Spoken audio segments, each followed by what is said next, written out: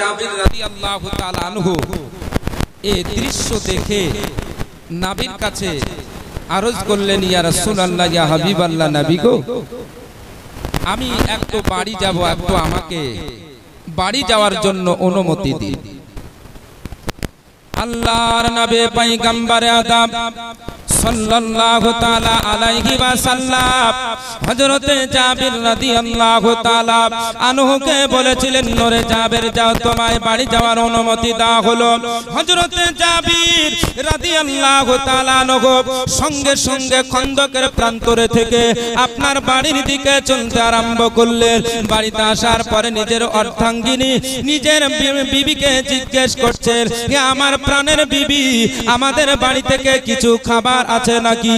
হযরতে জাবির রাদিয়াল্লাহু তাআলা আনহুর স্ত্রী বলেছিলেন, হে আমার প্রাণের স্বামী, আমাদের বাড়িতে এক সাজব আছে, 4 কিলোর কিছু বেশি আমাদের বাড়িতে জব আছে। আপনি আমাকে খাবারের কথা কেন জিজ্ঞেস করছেন? খাবারের জিজ্ঞেস করার কারণটাকে বলুন। হযরতে জাবির রাদিয়াল্লাহু তাআলা আনহু এমত সময় স্ত্রীকে বলেছিলেন, আমি খন্দকের প্রান্তরে আল্লাহর নবী পয়গম্বর আদম সাল্লাল্লাহু তাআলা আলাইহি ওয়াসাল্লামকে দেখেছি। দয়ার নবী পাক খন্দন খননের কাজ করতেছিলেন। হঠাৎ নবী পাকের পেট থেকে না কাপড় মোবারক খানা সরে যায়। আমি সচক্ষে দেখেছি আল্লাহর নবী পয়গম্বর আদম সাল্লাল্লাহু তাআলা আলাইহি ওয়াসাল্লাম পেটে পাথর বাঁধা আছে। আমার মনে ইচ্ছা আজ বিশ্ব নবীকে দাওয়াত করে খাওয়াবো। জোরে বলুন সুবহানাল্লাহ। হযরতে জাবির রাদিয়াল্লাহু তাআলা আনহু এমত সময় স্ত্রীকে বললেন, তুমি ওই জবগুলাকে পিষাই করে তুমি আটা তৈরি করো, আটা তৈরি করো, আর আমাদের বাড়িতে যে খাসি আছে খাসি জবাই করে আমি গোশত তৈরি করতেছি। হযরতে জাবির রাদিয়াল্লাহু তাআলা আনহু আপনার জানো স্ত্রীকে আটা তৈরি করতে বলে আপনার ছাগল জবাই করলেন, খাসি জবাই করতেছিলেন। সেই সময় হযরতে জাবির রাদিয়াল্লাহু তাআলা আনহুর 2 জন ছোট ছোট বাচ্চা, একজনের বয়স 8, অপরজনের বয়স 10। এই 2 জন বাচ্চা তার পাশে দাঁড়িয়ে দাঁড়িয়ে দেখতেছিলেন। হযরতে জাবির রাদিয়াল্লাহু তাআলা আনহু আপনার গোশত তৈরি করে স্ত্রীকে বললেন, তুমি রান্না তৈরি করো, তুমি রান্নার কাজ আরম্ভ করে দাও। আমি খন্দকের প্রান্তরে আল্লাহর নবী বিশ্ব নবী মুহাম্মদুর রাসূলুল্লাহ সাল্লাল্লাহু আলাইহি ওয়াসাল্লামকে দাওয়াত করার জন্য চললাম। হযরতে জাবির রাদিয়াল্লাহু তাআলা আনহু আপনার জানো আপনার স্ত্রীকে খাবার তৈরি করতে বলে ওই খন্দকের প্রান্তরের দিকে চলতে আরম্ভ করলেন। এমন সময় হযরতে জাবির রাদিয়াল্লাহু তাআলা আনহু স্ত্রীর সম্মুখে স্ত্রী সেই সময় বলেছিলেন, হে আমার প্রাণের স্বামী, আপনি তো আমাদের বাড়ির খাবারের ব্যাপার জানতেছেন, আপনি নবী পাক এবং অল্প কিছু সাহাবীদের সঙ্গে করে আনবেন। বেশি সাহাবীদের আনলে আপনি আমায় অপমান করবেন না, লজ্জিত করবেন না। হযরতে জাবির রাদিয়াল্লাহু তাআলা আনহু স্ত্রীকে বললেন, ঠিক আছে, তুমি চিন্তা করিও না। এই কথা বলার পরে তিনি খন্দকের প্রান্তরের দিকে চলতে আরম্ভ করলেন। খন্দকের প্রান্তরের দিকে চলতে লাগলেন। এদিকে হযরতের জাবিরের স্ত্রী আপনার জানো খাবার তৈরি করার জন্য উনুনের পাশে বসে খাবার তৈরি করাতে ব্যস্ত হয়ে গেছেন।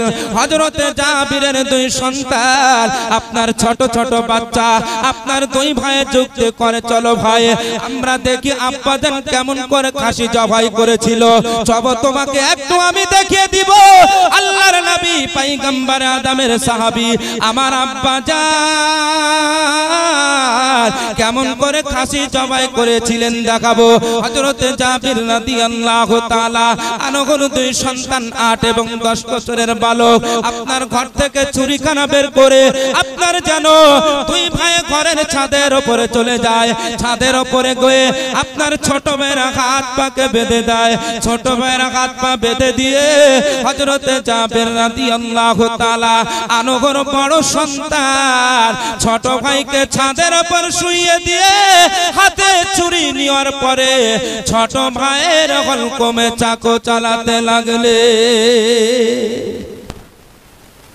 ছোট ভাইয়ের হলকমে চাকু চালায়, মা রান্নার কাজে ব্যস্ত হয়ে আছে। আপনার যেন ছোট ভাইয়ের গর্দানে হলকমে যখন চাকু চালাচ্ছিলেন এমত সময় আপনার যেন ছোট ভাই আপনার চিৎকার করে উঠেছিলেন। হযরত জাবির রাদিয়াল্লাহু তাআলা আনহুর স্ত্রীর কর্ণকহর পর্যন্ত আওয়াজ ভেসে আসে। হযরত জাবিরের স্ত্রী কান্নার আপনার আওয়াজ শ্রবণ করে রান্নার কাজ রেখে দেওয়ার পরে ছাদের উপরে আপনার দেখার জন্য উঠেছেন। ছাদের উপরে দেখে ছোট ছেলে আর জগতে নাই। বড় ছেলের হাতে আপনার চাকু, এ চাকু নিয়ে দাঁড়িয়ে আছে। যেমন মাকে ছাদের উপরে দেখা, মায়ের ভয়ে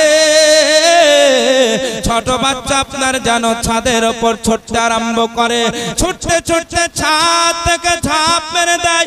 বড় সন্তান ছাদের উপর থেকে ঝাঁপ দেওয়ার কারণে ছোট বড় সন্তানও আপনার ছাদ থেকে পড়ে মারা যায়। ছোট সন্তানের লাশ ছোট সন্তানের লাশ ছাদের উপরে আর বড় সন্তানের লাশ নিচে মাটিতে। মা চিন্তা করে আল্লাহর নবীকে দাওয়াত করা হয়েছে, আজ প্রাণের নবী আমাদের বাড়িতে দাওয়াত খাবার জন্য আসবেন। আজ নবী পাকের আপ্যায়নে যদি ব্যাঘাত ঘটে যায়, নবী পাকের মেজবানিতে যদি ব্যাঘাত ঘটে যায়, এইভাবে যদি কান্নাকাটি করি, খাবার যদি তৈরি না করতে পারি, হয়তো নবী পাক সাল্লাল্লাহু আলাইহি ওয়াসাল্লামের শানে বেয়াদবি হয়ে যাবে। আর নবীর শানে বেয়াদবি হলে ঈমান থাকবে না, আমলও থাকবে না। হযরত জাবির রাদিয়াল্লাহু তাআলা আনহুর স্ত্রী আপনার যেন সমস্ত দুঃখ যন্ত্রকে বুকে চেপে রেখে ছোট সন্তানের লাশকে ছাদ থেকে নিচে নামিয়ে আনলেন। ছাদ থেকে নিচে নিয়ে আসার পরে আপনার ঘরের ভেতরে গিয়ে রেখে দিলেন। বড় সন্তানের লাশ আপনার যেন নিয়ে আসার পরে ঘরের ভিতরে আপনার রেখে দিলেন। দুই ভাইয়ের লাশ এক জায়গাতে করার পরে হযরত জাবির রাদিয়াল্লাহু তাআলা আনহুর স্ত্রী আপনার যেন ওই দুই ভাইয়ের উপরে চাদর দিয়ে চাদর খানা দিয়ে ঢেকে দিলেন। চাদর দিয়ে ঢেকে দেওয়ার পরে আপনার কাজে ব্যস্ত হয়ে গেলেন। এদিকে হযরত জাবির রাদিয়াল্লাহু তাআলা আনহু খন্দকের প্রান্তরে গিয়ে আল্লাহর নবীর কাছে আরজ করেন, ইয়া রাসূলুল্লাহ, ইয়া হাবিবাল্লাহ, নবী গো, হুজুর আপনার আমার আজ মনের বড় ইচ্ছা, আমার মনে বড় ইচ্ছা, হুজুর আপনাকে আজ আমার বাড়িতে দাওয়াত করে নিয়ে যাব। হুজুর আপনি আমার বাড়িতে চলুন, আমার বাড়িতে আপনার দাওয়াত গ্রহণ করতে হবে। হুজুর আপনি একাই যাবেন না, কিছু সংখ্যক সাহাবায়ে কেরামদের সঙ্গে করে নিয়ে যেতে হবে। আল্লাহর নবী পয়গম্বর আযম দোজাহানের বাদশাকে যেমন দাওয়াত করা, আমার বিশ্ব নবী পয়গম্বর আযম সঙ্গে সঙ্গে ওই খন্দকের প্রান্তরে সেই দিন এক নয় দুই নয় প্রায় 1000 সাহাবায়ে কেরাম ওই খন্দকের প্রান্তরে ছিলেন। নবী আমার এলান করলেন, হে আমার সাহাবায়ে কেরাম শোনো শোনো, আজ জাবিরের বাড়িতে তোমাদের সকলের দাওয়াত, চলো আমার সঙ্গে জাবিরের বাড়িতে মেহমান হয়ে চলো। জোরে বলুন। আটা কত? 4 কিলো আটা আর একটা ছোট্ট খাসির বাচ্চা। 4 কিলো আটাতে কতজন ব্যক্তি খাবে? কতজন ব্যক্তি খাবে? আমি ধরলাম 20 জনা খাবে না, 20 জনা হবে না তো 20 জনা আমি মোটামুটি ধরলাম। আর খন্দকের প্রান্তরে মানুষ আছে কত? 1000। তাহলে এক টুকরা টুকরা করে যদি করে তবুও মনে হয় প্রত্যেকের অংশে যাবে না, যাবে যাবে না। তো হযরতে জাবির রাদিয়াল্লাহু তাআলা আনহুকে নবী পাক বললেন, তুমি বাড়িতে চলে গিয়ে তোমার স্ত্রীকে বলবে যে অতক্ষণ পর্যন্ত হাড়ি উনুন থেকে নিচে করবে না যতক্ষণ না আমি তোমার বাড়িতে আসবো। জোরে বলুন সুবহানাল্লাহ। আর রুটিও তৈরি করবে না যতক্ষণ না আমি তোমার বাড়িতে যাব।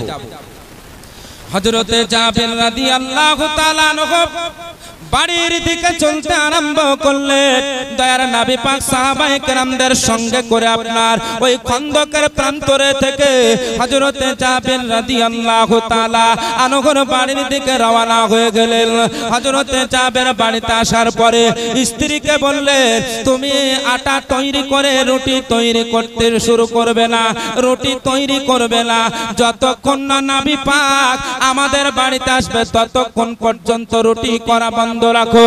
আর গোশত যদি তৈরি হয়ে যায় এই গোশতের হাড়ি আখা থেকে তুমি নিচে করবে না যতক্ষণ না আমার দর নবী পাক না আসে। হযরতে জাবির রাদিয়াল্লাহু তাআলা আনহু স্ত্রীকে গিয়ে খবর দিয়ে দিলেন।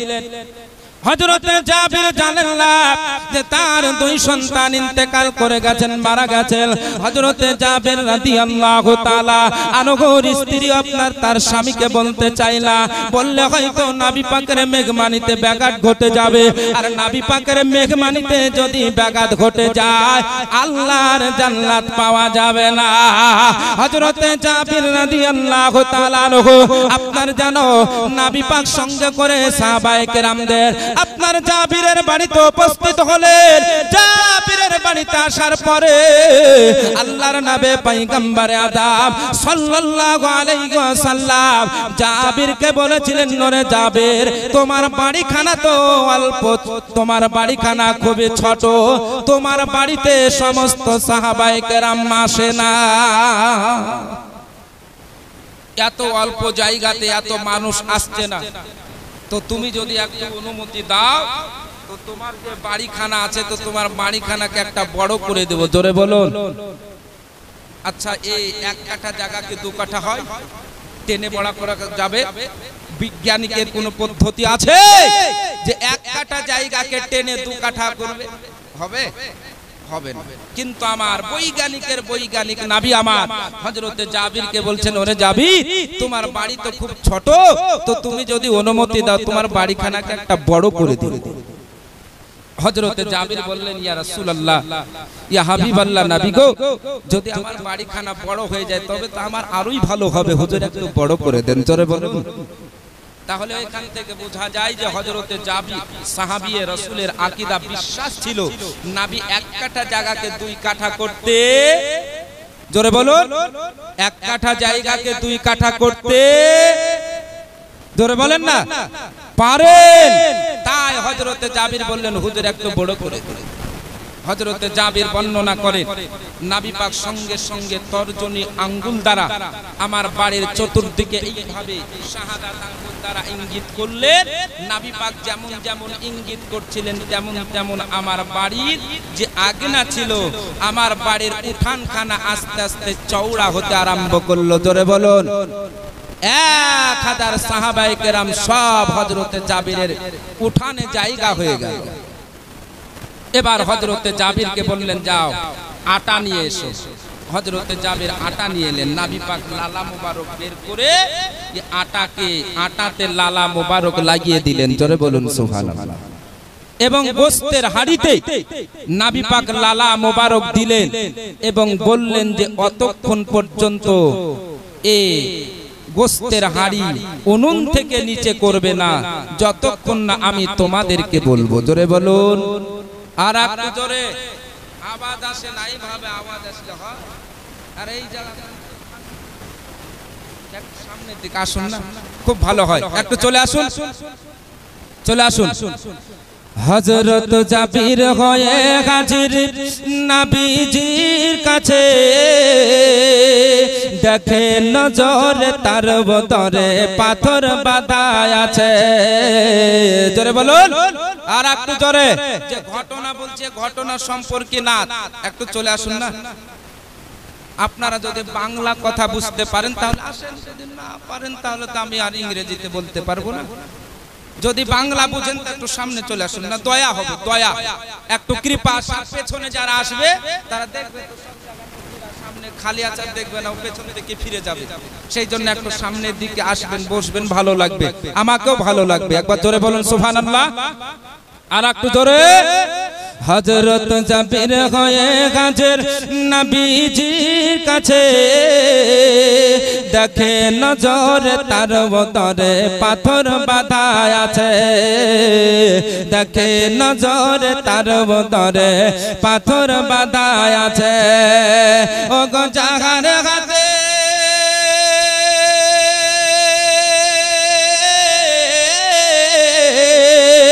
ও গো জাগার গাতে, ও গো জাগার গাতে দো জাগানের খাজানার চাবি।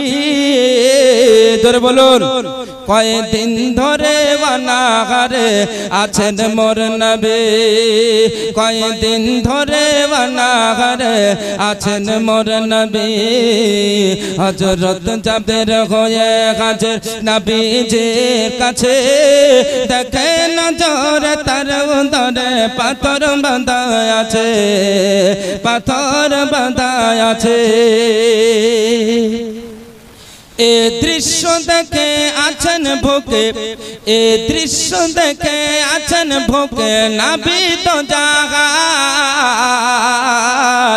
সব কাজ ফেলে জাবির চলে যেতাই তার মাকাম। ধরে বলুন এবে আরো জমি ভাগ হচ্ছে নাকি?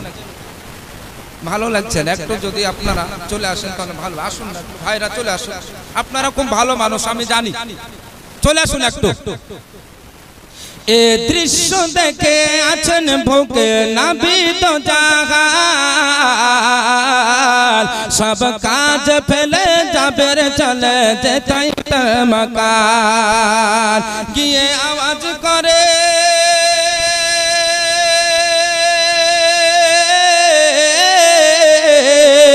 গিয়ে আওয়াজ করে, গিয়ে আওয়াজ করে কোন ভাগরে আছো মোর বিবি। কয়দিন ধরে বানাগারে আছেন মোর নবী, কয়দিন ধরে বানাগারে আছেন মোর নবী। হযরত জাবির হয়ে গাজে নবীজির কাছে, দেখে নজর তার বদরে পাথর বাঁধা আছে, পাথর বাঁধা আছে। বেরিয়ে এসে বলেন হেসে, ও গো মোর স্বামী, যা আছে ঘরে জলদি করে রান্না করে আমি। জোরে বলবেন না আর একটু জোরে, আর একটু জোরে। বেরিয়ে এসে বলেন হেসে, ও গো মোর স্বামী, যা আছে ঘরে জলদি করে রান্না করি আমি। ও গো আনো ডেকে,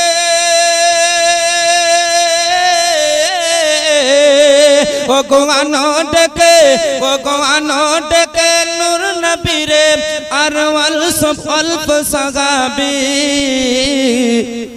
কয়দিন ধরে বানাগারে আছেন মোর নবী, কয়দিন ধরে বানাগারে আছেন মোর নবী।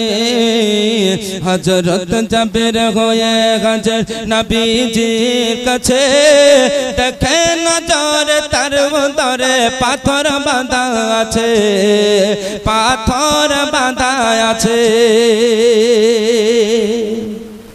बिरादार बुजुर्ग दोस्तों আমার তো আমি বলতেছিলাম হযরত জাবির রাদিয়াল্লাহু তাআলা আনহুর বাড়িতে আসার পরে নবী পাক আপনার লোয়াবে দেহান তার আপনার আটাতে এবং গোশতে লাগিয়ে দিয়ে আল্লাহর নবী পয়গম্বরে আদম সাল্লাল্লাহু আলাইহি ওয়াসাল্লাম হযরত জাবের রাদিয়াল্লাহু তাআলা আনহুকে বললেন, ওরে জাবের, তুমি এবার 10 জন করে সাহাবীদের ডাকো। হযরত জাবের রাদিয়াল্লাহু তাআলা আনহু 10 জন সাহাবীদের ডাকলেন, আপনার কাতার করে বসিয়ে দিলেন। আল্লাহর নবী পয়গম্বরে আদম সাল্লাল্লাহু আলাইহি ওয়াসাল্লাম আপনার যেন বললেন, এবার এদের মধ্যে তুমি খাবার বন্টন করে দাও। হযরত জাবির সাহাবায়ে কেরামদের খাবার বন্টন করে দিলেন। 10 জন সাহাবী তৃপ্তি সহকারে খাবার খেলেন, চলে গেলেন। আল্লাহর নবী আবার 10 জনকে বসার জন্য বললেন। এইভাবে হযরত জাবির আবার 10 জনকে বসালেন। এইভাবে 10 করতে করতে হযরত বিশ্ব নবী মহানবী পয়গম্বরে আদম সাল্লাল্লাহু আলাইহি ওয়াসাল্লামের সঙ্গে যে 1000 সাহাবায়ে কেরাম এসেছিলেন, এই 1000 সাহাবায়ে কেরাম যখন তৃপ্তি সহকারে খাবার খেয়ে নিলেন, 1000 সাহাবায়ে কেরামদের তৃপ্তি সহকারে খাবার খাওয়া হয়ে গেল।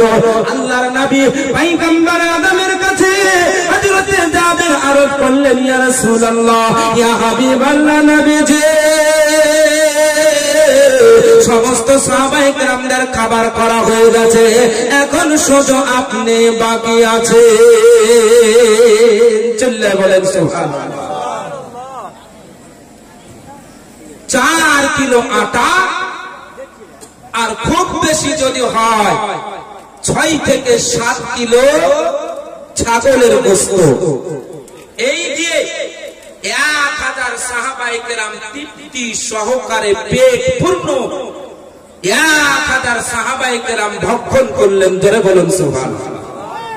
কিছু মানুষ আছে তারা বলে যে নবী আমাদের মতো, বলে না, বলে না। যদি তোমার মতো নবী হয় তাহলে তোমাকে 1 কিলো আটা দেওয়া হবে, 50 জন ব্যক্তিকে পেট পূর্ণ করে খাওয়াতে হবে, বেশি করতে হবে না, নাকি? 50 জন ব্যক্তিকে, 50 জন যদি না হয় তো তুমি 30 জন কি দেখাও, যেহেতু তোমার দাবি যে নবী আমার মতো। আচ্ছা, নবী কি আমাদের মতো? আমরা নবীর মতো? আমরা নবীর মতো নয়, নবীও আমাদের মতো নয়। হযরত জিবরিল আলাইহিস সালাম, জিবরিল আলাইহিস সালাম আপনার বিশ্ব নবী পয়গম্বর আদমের দরবারে উপস্থিত। নবীর দরবারে এসে দয়ার সাগর পয়গম্বর আদম সাল্লাল্লাহু আলাইহি ওয়াসাল্লামকে বলে, ইয়া রাসূলুল্লাহ, ইয়া হাবিবাল্লাহ, নবী গো, আমি হযরত আদম থেকে ঈসা রুহুল্লাহ পর্যন্ত পৃথিবীর বুকে 1 লাখ মতান্তরে 2,24,000 নবী ও রাসূলগণ এসেছেন। সমস্ত নবী ও রাসূলগণের দরবারে গিয়েছি। আমি হযরত আদমের কাছে গিয়েছি, হযরত শীষের কাছে গিয়েছি, হযরত নূহের কাছে গিয়েছি, হযরত ইব্রাহিম খলিলুল্লাহর কাছে গিয়েছি, হযরত ইসমাঈল জাবিহুল্লাহর কাছে গিয়েছি, হযরত ইসহাকের কাছে গিয়েছি, হযরত আইয়ুব আলাইহিস সালামের কাছে গিয়েছি, হযরত ইয়াকুব আলাইহিস সালামের কাছে গিয়েছি, হযরত ইউসুফ আলাইহিস সালামের কাছে গিয়েছি, হযরত হারুন আলাইহিস সালামের কাছে গিয়েছি, হযরত মুসা কালিমুল্লাহর কাছে গিয়েছি, হযরত ঈসা রুহুল্লাহর কাছে গিয়েছি। ইয়া রাসূলুল্লাহ, আমি প্রথম জামিন দর্শন করেছি, দ্বিতীয় জামিন দর্শন করেছি, তৃতীয় জামিন দর্শন করেছি, দ্বিতীয় চতুর্থ জামিন দর্শন করেছি, পঞ্চম জামিন দেখেছি, ষষ্ঠম জামিন দেখেছি, সপ্তম জামিন দেখেছি, তাহাতুস সারা দেখেছি। ইয়া রাসূলুল্লাহ, আমি প্রথম আকাশ দেখেছি, দ্বিতীয় আকাশ দেখেছি, তৃতীয় আকাশ দর্শন করেছি, পঞ্চম আকাশ দেখেছি, আমি ষষ্ঠম আকাশ দেখেছি, সপ্তম আকাশ দেখেছি, সিদরাতুল মুনতাহা পর্যন্ত হুজুর আমি দর্শন করেছি। সারা পৃথিবী পাড়ি দিয়ে আপনার মতো আল্লাহ কাউকে সৃষ্টি করেনি। জোরে বলুন সুবহানাল্লাহ। তাহলে যে জিবরিল আলাইহিস সালাম ফেরেশতাদের সর্দার, ফেরেশতাদের টিচার, এই জিবরিল আলাইহিস সালাম যদি বলে যে আল্লাহ নবীর মতো তার 18,000 সৃষ্টি জগতের মধ্যে কাউকে নবীর মতো সৃষ্টি করেনি, তাহলে আপনি আমি কোন পচা মুখে বলি যে নবী আমাদের মতো? নাকি মুখ থেকে তো দুর্গন্ধ বের হয়, দাঁত করলেও বের হয়, বিরাস করলেও বের হয়, তাহলে এই পচা মুখে কেমন করে বলে? একটা বক্তা আবার বলছে যে নবী পাকের মুখ থেকে নাকি দুর্গন্ধ বের হতো। বলেন নাউজুবিল্লাহ। নবী পাকের মুখ থেকে দুর্গন্ধ বের হতো, তাই নবী পাক কে মহান রব্বুল আলামিন জিবরিলের মারফতে দাতন করার মিসওয়াক করার হুকুম দিয়েছে। এটা হচ্ছে ইন্টারন্যাশনাল বক্তা। এ বক্তা বলছে যে নাবির মুখ থেকে দুর্গন্ধ, নাবির মুখ তো মুখ, আপনার আমার পাসিনা ঘাম থেকে দুর্গন্ধ বের হয়, কাছে যেতে আমাদের ইচ্ছা করে না। আর নবী পাকের ঘাম মুবারকা থেকে, মুশকে আম্বারের থেকে অতি উত্তম খুশবু আসতে বলুন। তাহলে যে নবীর ঘামের খুশবু মুশকে আম্বার অপেক্ষা উত্তম, সেই নবীর মুখ থেকে দুর্গন্ধ, সেই নবীর মুখ থেকে দুর্গন্ধ। আচ্ছা, এ ইমানদার থাকবে না বেঈমান হবে? এই রকম কথা বললে ইমানওয়ালা বলবে এইরকম কথা? ইমানদার ব্যক্তি এইরকম কথা বলতে পারে না। যার মধ্যে ইমান নাই, যে ইমান চুতু, সেই এইরকম কথা বলবে না। ব্রাদার, নবী পাকে লালা মুবারক থেকে, নবী পাকের লালা মুবারকের কি পাওয়া যে 4 কিলো জবের আটাতে 1000 মানুষকে তৃপ্তি সহকারে খাইয়ে দিচ্ছেন। হযরতে জাবির বলে 1000 সাহাবায়ে কেরাম তৃপ্তি সহকারে খেয়ে নিলে, কিন্তু আমার খাবার আগে বেশি ছিল না, এখন বেশি, সেটা আমি অনুভব করতে পারি না। জোরে বলুন। আল্লাহর নবী পয়গম্বরে আদব হযরতে জাবির রাদিয়াল্লাহু তাআলা আনহুকে বললেন, নরে জাবির, সমস্ত সাহাবায়ে কেরামদেরকে খাওয়া হয়ে গেছে। হযরতে জাবির বললেন, ইয়া রাসূলুল্লাহ, ইয়া হাবিবাল্লাহ, নবী গো, সমস্ত সাহাবায়ে কেরাম তৃপ্তি সহকারে খাবার খেয়ে নিয়েছেন। আল্লাহর নবী পয়গম্বরে আদব সাল্লাল্লাহু আলাইহি ওয়াসাল্লামের কাছে আরজ করলেন, ইয়া রাসূলুল্লাহ, ইয়া হাবিবাল্লাহ, নবীজি,